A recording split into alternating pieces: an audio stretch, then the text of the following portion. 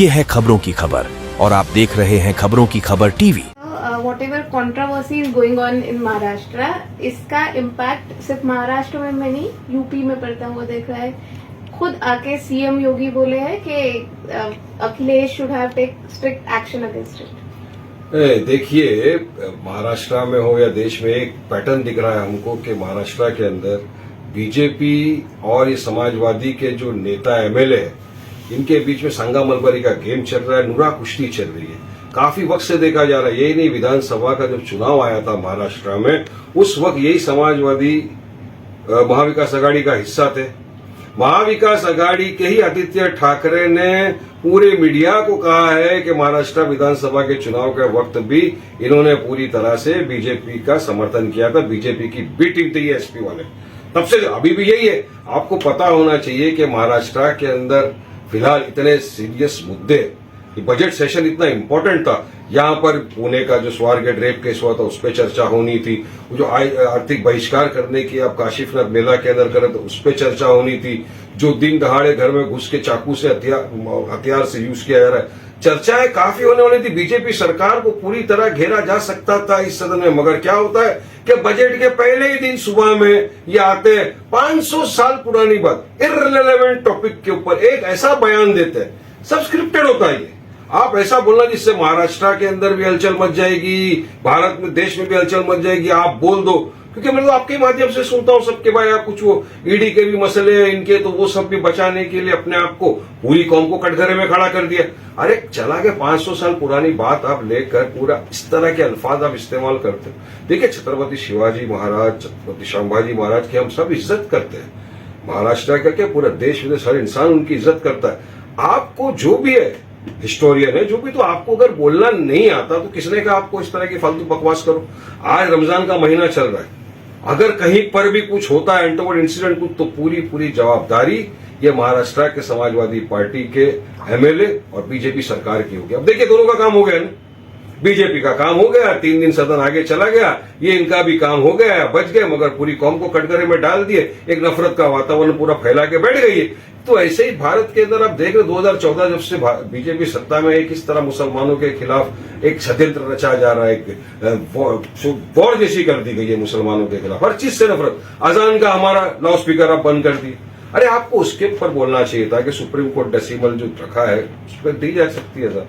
आपने सारे मुद्दों से पूरा फायदा बीजेपी को आपने पहुंचा दिया। आप पूरे के पूरे बीजेपी की बी टीम हो, ये पूरा सिद्ध हो गया, 200% कंफर्म हो गया। हम तो पहले भी बोलते थे, और आज मैं समझता हूं कि भारतीय मुसलमान कोई भी इनके बयान का जरा भी समर्थन नहीं करता, बल्कि सब मुझे तो फोन करके बोल रहे हैं, वारिस भाई क्यों इस तरह की बकवास करने की क्या जरूरत, विकास का मुद्दा उठाना था, डेवलपमेंट की बात करना था, लॉ एंड ऑर्डर सिचुएशन जो महाराष्ट्र में बिगड़ता जा रहा है उस पर सरकार को घेरना था, आपको सवाल करना था। ये सारी चीज में आपने सरकार को फायदा पहुंचा दिया, तो ये तो आपके फायदे के लिए आपने पूरा काम कर दिया बीजेपी का। But sir, Congress is somewhere dragging you also के एआईएमआईएम जो सेंटर में काम करता है मोदी जी के लिए, वही अबू आजमी जी महाराष्ट्र में काम कर रहे हैं। देखिए, ये कांग्रेस को है ना, सेल्फ इंट्रोस्पेक्शन कभी नहीं करती, खुद के गिरेबान में कभी नहीं झांकती, खुद के फेलियर को छुपाने के लिए सबसे सॉफ्ट टारगेट वो बना देती है हमको। हम तो पूछेंगे ना, हमने कहा कितना लड़े हम, बच्चा जी दिल्ली का भी चुनाव आया, हम लोग 2 सीट पे लड़े, आप क्यों पूरा सुपड़ा साफ हो गया?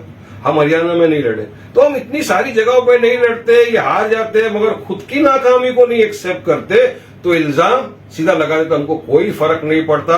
यही कांग्रेस इनके साथ थी महाराष्ट्र के अंदर विधानसभा चुनाव में। क्या हुआ?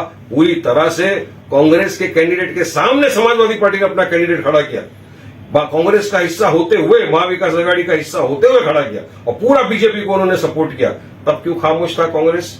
नहीं बोलते। इसीलिए ये जो तथाकथित सेक्युलर पार्टियां अपने आप को बोलते हैं ना, ये खुद को बचाने के लिए, खुद की नाकामयाबी छुपाने के लिए पूरा टोकरा हमारे सर पे डालते हैं। डालो, कोई फर्क नहीं पड़ता, देश जनता सब जानती हकीकत क्या है। सर, कल रेजिग्नेशन हुआ है धनंजय मुंडे जी का, एंड समवेयर आफ्टर दैट ये स्टेटमेंट का ही हाईलाइट हो रहा है Abu Azmi, so something is connected with each other. दाल में काला नहीं है, पूरी दाल काली है। मैं सबको बता रहा हूं ना कि ये संगा मलबारी, नूरा कुश्ती का एक गेम चल रहा है यहाँ पे, और उनके अंदर उनको मिल गया उनका मेन साथी बीजेपी को, समाजवादी पार्टी का ये नेता।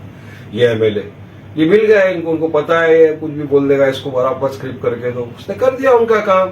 अब अपना काम बनता, भाड़ में जाए जनता वाला हिसाब हो गया। आज ये दोनों की इस तरह की हरकतों का खामियाजा भुगत रही है महाराष्ट्र की जनता, भुगत रहा है वो वोटर जिनने विश्वास के साथ, भरोसे के साथ इनको वोट दिया था। आज वोटर सवाल करेगा मैंने आपको वोट दिया था, क्या असेंबली में जाओ हमारे मुद्दों का हल निकालो। आप तो असेंबली के अंदर भी नहीं गए, आप तो सस्पेंड हो गए, इस तरह की बकवास करने लग गए आप तो जाकर। क्या लेना देना यहाँ पर औरंगजेब से, हुमायूं या उससे, बाबर से? 500 साल पुरानी बात को आप निकाल के क्यों आप वातावरण खराब किया आपने? तो ये सब साफ दर्शाता है कि आप बीजेपी को सपोर्ट करने के लिए आपने इस तरह की हरकत की। सर एक आखिरी सवाल, जब सीएम की प्रेस कॉन्फ्रेंस हुई थी सेशन से एक पहले दिन, उन्होंने कहा था कि हम इसलिए 21 दिन का सेशन रख रहे हैं क्योंकि उनको अच्छे डिस्कशंस चाहिए, हमें कोई भी टॉपिक पर डाइवर्ट नहीं करना है। ये तो पूरा डाइवर्ट कर दिया ना। अब आप तो देखो ना, आज तीसरा दिन हो गया, कहाँ चला सदन? किसका नुकसान हो रहा है? टैक्स पेयर का पैसा जा रहा है, सदन चलने नहीं दिया रहा है। और क्यों? सोची समझी साजिश का नतीजा। और बीजेपी कामयाब हुई ना इसके अंदर, उनको मिल गया उनका बराबर से एजेंट, जिन्होंने बराबर से के साथ उसने अपने एजेंट का काम निभाया और स्क्रिप्टेड था पूरा, स्क्रिप्ट उसने पूरी अदा किया। और अब ये माफीनामा मैं वापिस लेता हूं, अरे ये सब छोड़ो, झांसेबाजी देना। तीर निशाने निकल गया, तीर निकल गया, आपको जो करना था आप काम कर दिए बीजेपी के लिए। अब पूरे पब्लिक समझ गई है। हम तो जहां कहीं जाते हैं लोग यही बोल रहे हैं, वारिस भाई क्या जरूरत थी इनको इस तरह के बकवासबाजी करने की? आज पूरी कौम को आपने कटघरे में लाके खड़े कर दिया सिर्फ आपके बकवासबाजी की वजह से। आपने पूरा बीजेपी का समर्थन कर दिया अपनी बकवास की वजह से। तो ये बात मुझे यकीन है महाराष्ट्र की जनता इसको भूलेगी नहीं और इसको आगे चुनाव में पूरा जवाब मिलेगा।